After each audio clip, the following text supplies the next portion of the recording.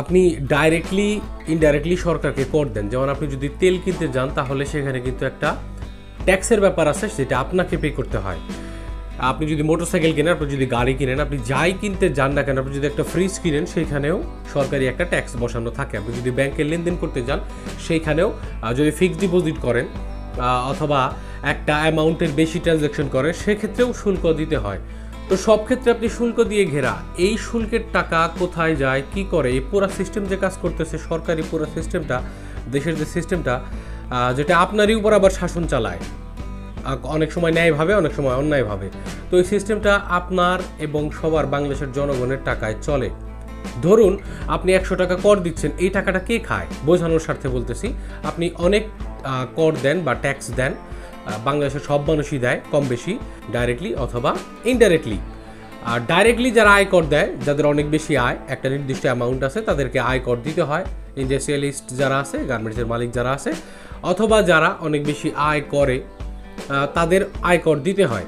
তো সাপোজ ধরুন যে আপনার 100 টাকা যদি আয়কর হয়, মানে আপনি 100 টাকা কর দিলেন, 100 টাকা আসলে সরাসরি কি আপনার উন্নয়নে ব্যয় করা হচ্ছে নাকি কারা খাচ্ছে টাকাটা, চলুন জেনে নিই। আপনার দেয়া 100 টাকা ট্যাক্স থেকে 19.2 টাকা যাবে হচ্ছে সুদের ক্ষেত্রে, মানে সুদ খাতে। এই সুদ খাত কোনটা? যেমন বাংলাদেশ সরকার কিন্তু লোন নেয়, বাংলাদেশের বেসরকারি যে সমস্ত ব্যাংক আছে তাদের কাছ থেকে লোন নেয় এবং তার বিনিময়ে কিন্তু একটা ইন্টারেস্ট দিতে হয়। এবং বিদেশি লোনও কিন্তু বাংলাদেশ সরকার নিয়ে থাকে, বিভিন্ন প্রকার উন্নয়নমূলক খাতে তারা এই সমস্ত ঋণ নিয়ে থাকে এবং সেই সুদের টাকাটা কিন্তু প্রত্যেক বাংলাদেশের মানুষকে দিতে হয়, সরকার পে করে না। আপনি সরাসরি আপনাকে পে করতে না হইলেও এই টাকাটা আপনার আমার পকেট থেকেই যায়। তো সরকার যে ঋণ করে সেই সুদের টাকাটা এবং আসলের টাকাটা পর্যন্ত কিন্তু বর্তায় জনগণের উপর। এগুলো জনগণকেই বহন করতে হয়, জনগণকেই সুদ করতে হয়। তারপর আসেন 17.7 টাকা ব্যয় হয় হচ্ছে সরকারি কর্মচারী যারা আছে তাদের বেতন এবং ভাতার জন্যে, যেটা আপনার আমার ট্যাক্সের টাকায় বা এই দেশের মানুষের, সাধারণ মানুষের ট্যাক্সের টাকায় এই টাকাটা পে করা হয় সরকারি কর্মচারীদের বেতন ভাতা। সরকার নিজস্ব কোনো ইনকাম কিন্তু নাই যে তাদেরকে বেতন ভাতা পে করে। এই বেতন ভাতাটা কিন্তু আপনার আমার টাকা থেকেই, আমি আগেই বলছি, ডাইরেক্টলি অথবা ইনডাইরেক্টলি যায়।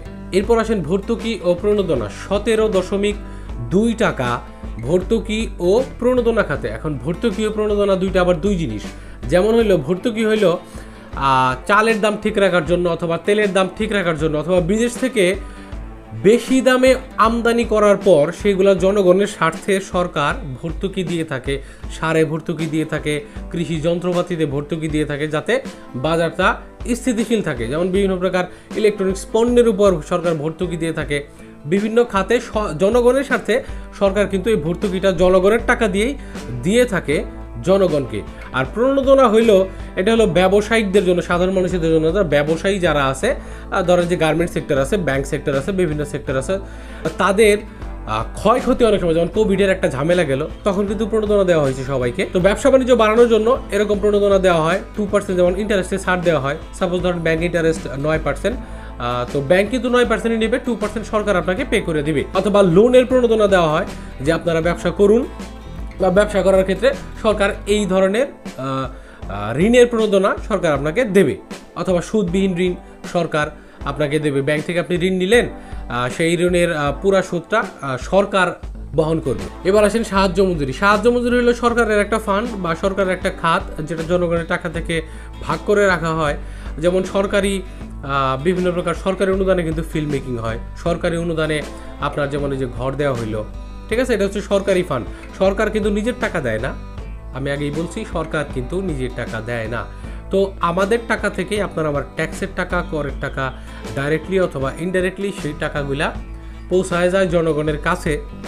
তো এই সাহায্য মঞ্জুরি হলো এমন একটা খাত যেখান থেকে সরকার জনগণকে সাহায্য করে বা বিভিন্ন প্রকার দুর্যোগের সময় সাহায্য করে। তো এটা হচ্ছে সাহায্য মঞ্জুরি খাত। এরপর আসেন পণ্য ও সেবা খাত। এখানে ব্যয় হইল 9.3 টাকা। পণ্য ও সেবা খাত বলতে কোনটা? যেমন সরকার কিন্তু OMS এর চাল দেয়, কম দামে তেল দেয়, ওই ট্রাকে টাকে যে দেয় না। তো এছাড়াও পণ্য বলতে যেমন আমরা হসপিটালে যাই, সরকারি হসপিটাল যেগুলো, সেগুলোতে খরচ কিন্তু তুলনামূলক অনেক কম, শুধুমাত্র নামমাত্র 5 টাকা 10 টাকার টিকিট কাটতে হয়। এই পুরো খরচটা পুরো সিস্টেমটা চলে হলো সরকারি টাকায়। তো সরকারি টাকাটা আমরা দেই, দেন সরকার এটা আবার ব্যয় করে হচ্ছে আমাদের জন্য। সেটা খাবারের পণ্য হতে পারে টিকা, যেমন আমরা ছোটোবেলায় কিন্তু ছোট যখন একটা বাচ্চা হয় অনেক রকম টিকা নিতে হয়, পোলিও নিতে হয়।